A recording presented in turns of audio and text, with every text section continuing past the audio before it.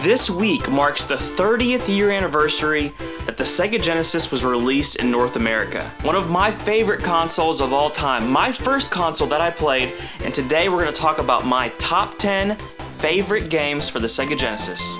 Stick around.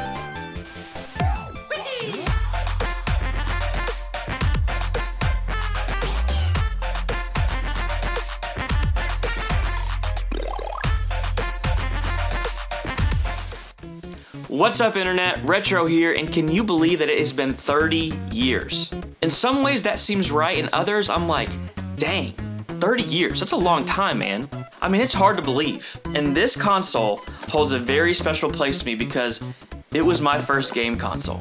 As you can tell behind me, I am a Nintendo fanboy, for sure, but that is not where my love for video games started. Oh no, it was the Sega Genesis. And to celebrate 30 years with this system, I wanted to cover my top 10 favorite Sega Genesis games that I grew up with. And what I mean by that is I wanted to reminisce about my childhood growing up with the console. Not necessarily the best games overall, but the ones I actually had and played as a kid.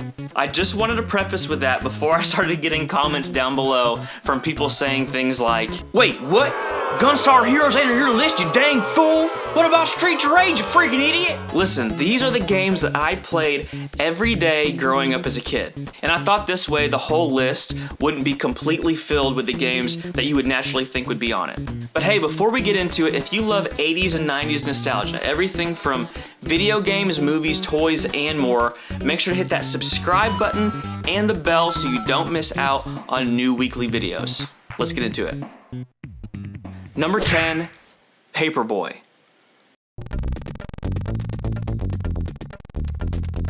What a classic game. One of the first games I remember playing, just the whole concept I love. You have a clear goal, every level to deliver papers to specific houses, but then mixed in is the ability to hit people with those papers. I loved it, but not as much as I loved the end of every level with the bonus dirt bike tracks.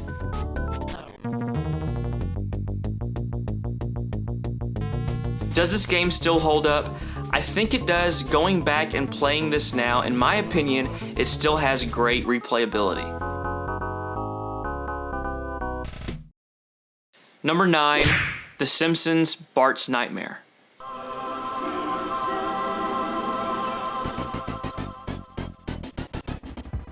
The first thing I remember about Barts Nightmare is it was the first video game that I had played that incorporated the minigame feel.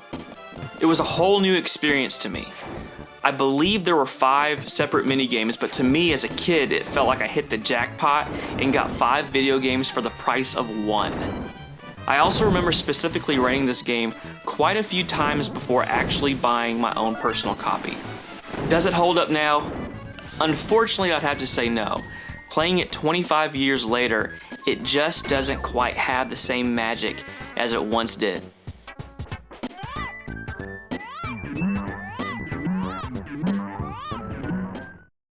Number 8, Quackshot. Growing up in the late 80s, early 90s, I loved all things Donald Duck. Scrooge McDuck, DuckTales, all of it, and with that came this game. I also love the mechanics of this game, especially the plunger Donald had. It gave this platformer a completely different feel than any other platformers that I had played. Does this game hold up? Yeah, I played this recently and had a blast giving this another playthrough. Number 7, Bugsy. What could possibly go wrong? I feel like you totally expect one of the Sonic games to be on this list, and it probably should be, but to be different, I put another platformer that you might not expect.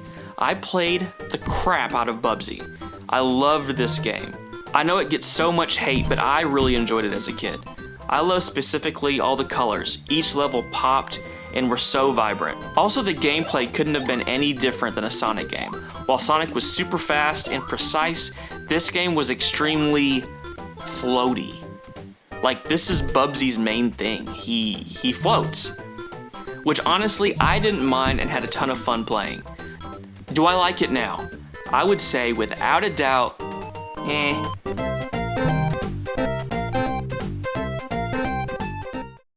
Number 6, Whiz and Liz. Oh man, what a weird friggin' game. I don't know how I got this game or why I did, but I loved it. It was almost a mix of a platformer puzzle game. You collected rabbits and letters, and you were a wizard, and there was a cauldron and other weird stuff. To be honest, it's been a while since I've played this one, so I'm not going to give it a review on what I think now. All I know is when I played the Genesis growing up, and what games I played the most, this one had to make the list. Number 5, World of Illusion. There are a ton of Mickey Mouse games on the Genesis, and this is probably the last Mickey game you'd expect to be on the list, but it's easily my favorite. I love the level design and the layout, the way the colors pop in the background and the foreground. Now the game is a little slow and sluggish, I will give you that, but once you get used to it, it's a blast. I also remember the password system at the very beginning of the game and trying different combinations and some of them actually working. I felt like a Whiz and Liz wizard. You have to check out this amazing game if you haven't already.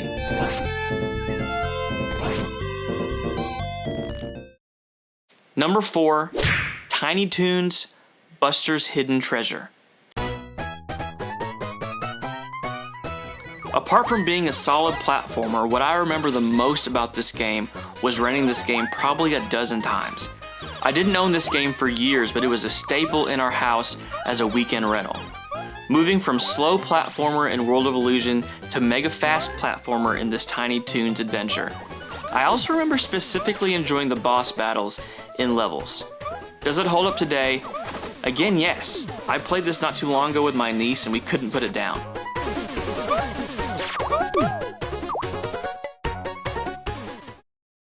Number 3, Tommy Lasorda's Baseball. Really, this game is on my list. Here's why. Nothing brings me back to my first memories of gaming than this game. Specifically the music. Here's the big reason it brings me back. This was the game I grew up playing with my dad. Hours and hours and hours. The gameplay is simple, very simple, and that's why I love it. My dad and I actually played this game not too long ago, and we didn't just play one game, not 2, but 3. This will always be one of my favorite games on the Genesis. Right. Number 2, Teenage Mutant Ninja Turtles, Hyperstone Heist. I remember it like it was yesterday. Christmas of 1993. I was obsessed with all things Ninja Turtles, and I just had to get the Turtles game for the Genesis. I woke up that Christmas and I saw it. The game wasn't even wrapped, but it was placed in the Christmas tree like an ornament with a red bow on it. From that moment on, I had found my favorite beat-em-up game. There is much debate on which is better, this game or Turtles in Time on the Super Nintendo. And I may be biased, but the Sega TMNT beat-em-up is the winner in my book.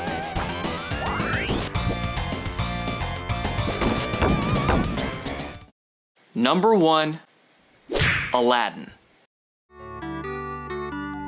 That same Christmas, my parents went all out and bought me not only one new Genesis game, but 2. I could not believe it.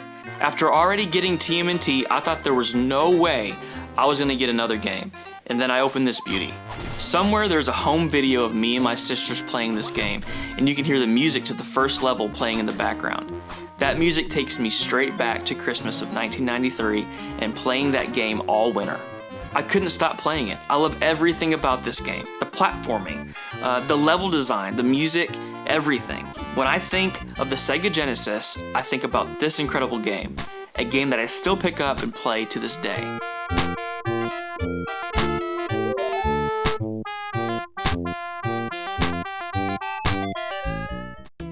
And that's my list, my top 10 Sega Genesis games that I grew up on. Now since then I have found tons of incredible Genesis games, but to celebrate 30 years I had to go with the games that hit me with the most nostalgia. Tell me down in the comments what some of your favorite Genesis games are. Maybe some of the ones that people don't generally talk about. As always, thank you guys for hanging out. Make sure to like the video, subscribe if you haven't already, check out some of the other videos, and until next time, peace.